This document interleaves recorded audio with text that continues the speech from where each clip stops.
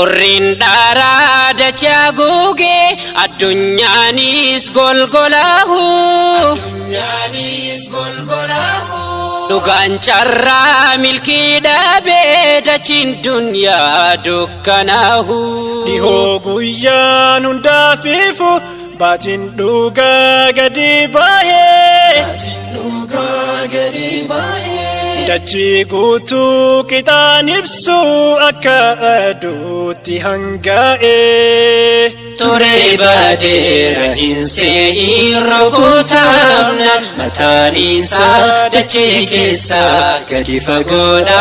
akkaan jabaadha hundeensaa jirmaaf daamee ofii cimsee dadaaraadha fireen isaa dhugaa yoomuu Hindigamu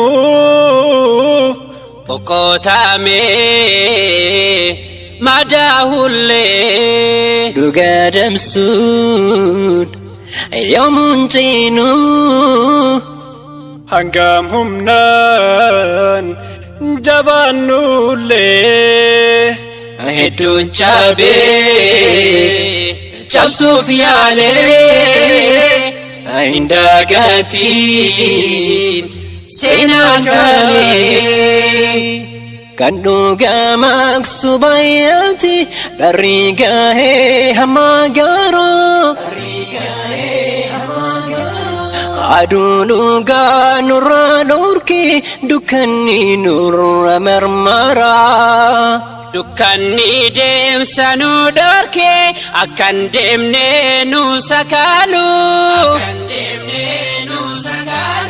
Dungo dhugaa ibsataatiin deemna gahuuf bakka caalu Madofneetiin faana miilaa jechuudhaaf nu jabaatee jalaan dachiitu luguukaa gubbaan ba'an nu tulfaatee lalaan isaanii jabaataa waan nu baane eenyu baatee shirriitu laamus barni digamaa كان كملكين بكيدي هما أبدا تاتو درم الكفتو دوغان هراوا يومهم مفتو قطن هريرو نودار فانا تنهر آميتي Kamboruftana Dukanatu yuhammata Duban barin yokalahu Bakal cabaritu dame akka dukanahu ta'un Bari udi darasiti abdi kutte hirafini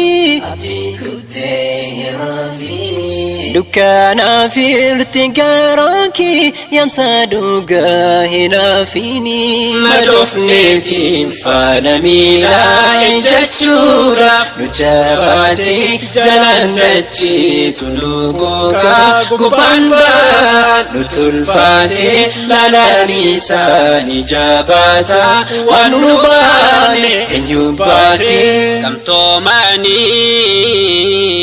dhugaa haaluu Galma shira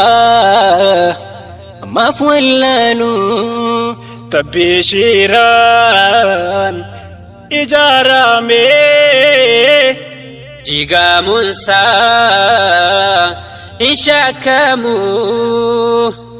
Galma gahun yoturames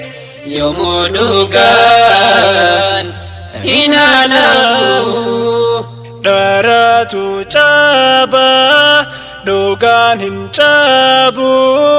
Dabsuf yalamus Abadan dabu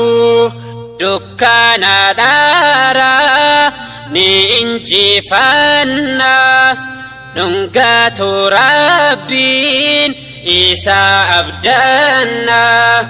Dukkana dara ofirra mulkina دارمو أني إفتي بانا إفتي جينا إفتي بانا إفتي جينا إفتي بانا إن شاء الله.